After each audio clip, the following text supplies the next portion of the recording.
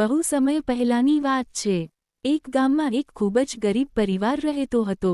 આ પરિવારમાં 3 લોકો રહેતા હતા, પતિ, પત્ની અને તેમનો નાનો દીકરો। તેઓ એટલા ગરીબ હતા કે દરરોજનો ભોજન મેળવવો પણ મુશ્કેલ હતો। એક દિવસ ગામમાં એક સાધુ ભિક્ષા માટે આવ્યા। આખા ગામમાંથી ભિક્ષા માગ્યા પછી તે પ્રેમાનંદના ઘરે પહોંચ્યા। બારણે ઊભા રહીને તેમણે કહ્યું, માતા, મને ભિક્ષા આપો। પ્રેમાનંદ બહાર આવ્યો અને સાદગીભર્યા સ્વરે કહ્યું, મહારાજ, અમારા ઘરમાં આપને આપવા જેવું કશું નથી, પણ તમારું એક કામ કરી શકું।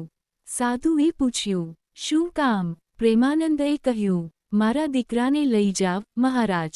અમારા ઘરમાં તેના માટે ખાવાનું નથી, તમારી સાથે રહેશે તો કંઈક ખાવાનું મળી શકશે। સાધુએ પ્રેમાનંદને કહ્યું, સારું છે, જો તું પુત્રદાન કરે છે તો હું તેને લઈ જઈશ। પછી તે દીકરાને બોલાવે છે। બાળક સાધુને કહે છે, મારે અડધા શેર લોટની રોટલી ખાવા જોઈએ છે। આપે આપશો તો હું આવીશ। તેથી તેનું નામ અડિયો પડી ગયું હતું। સાધુ કહે છે, હું રોજ ભિક્ષા માગું છું, થોડી વધુ ભિક્ષા માગી લઈશ। પછી અડિયો સાધુ સાથે આશ્રમમાં રહેવા જાય છે। કેટલાક દિવસ પછી એકાદશી આવે છે। સાધુ આખા આશ્રમમાં બધાને કહેવડાવે છે કે આજે બધાએ ઉપવાસ કરવાનો છે। અડિયો તરત જ કહે છે, હું એકાદશી નહીં કરું, મારા ભોજન માટે સામાન આપો, હું બહાર જઈને બનાવીને ખાઈ લઈશ। સાધુ કહે, સાંભળ, તું નદીકાંઠે જઈને બનાવી લે। અડિયો નદીકાંઠે ભોજન બનાવે છે। એ સમયે સાધુ દૂરથી કહે છે, ઠાકોરજીને થાળ ધરાવ્યા પછી જ જમજે। અડિયાએ ક્યારેય ભગવાન વિશે સાંભળ્યું નથી। એ માને છે કે ઠાકોરજી એમના ગુરુજીના કોઈ ગુરુ હશે।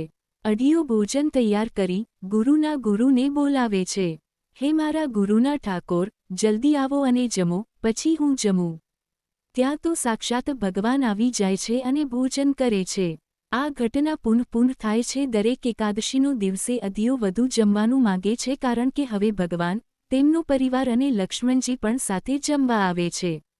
જ્યારે ભગવાન રામ, માતા જાનકી, લક્ષ્મણ, ગણપતિ, શિવ, પાર્વતી બધા જમવા લાગે છે।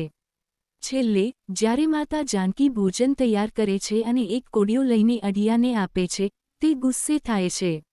મારું આટલાથી કંઈ નથી થતું, મારે નથી જમવું। માતા જાનકી હળવેથી કહે છે, બેટા, ખાઈ લે। જેવો માતાજીનો હાથ અડિયાના માથા પર પડે છે, ત્યાં તરત જ તેને સાચું બ્રહ્મજ્ઞાન થઈ જાય છે। એને સમજ પડે છે કે આજ સુધી તે જેને ગુરુના ગુરુ માની રહ્યો હતો, તેઓ તો સ્વયં ભગવાન હતા। પછી અડિયો ભગવાનના પગે લાગી માફી માંગે છે। ભગવાન પૂછે છે, માગ બેટા, શું જોઈએ છે તારે? અડિયો કહે છે, મારા ગુરુને બોલાવી લઉં, ત્યાં સુધી રહેજો। તે તાત્કાલિક પોતાના ગુરુને બોલાવે છે। ગુરુજી આવે છે અને ભગવાનને જોઈને ચોંકી જાય છે। તેઓ પહેલાં ભગવાનના પગે નહીં, પણ સીધા અડિયાના પગે લાગે છે અને કહે છે, આવા શિષ્યના કારણે ભગવાનના દર્શન થયા। આજે તું મારા ગુરુ બની ગયો। પછી બધા ભગવાન અદૃશ્ય થઈ જાય છે। શિક્ષા, જ્યાં ભોળા લોકો હોય છે, ત્યાં ભગવાન હોય છે। ક્યારેય કાપટી ના બનો, હંમેશા ભોળા અને નિષ્કપટ રહો। જો તમને આ કહાની પસંદ આવી હોય તો કૃપા કરીને લાઇક, શેર અને સબસ્ક્રાઇબ જરૂર કરો। આભાર।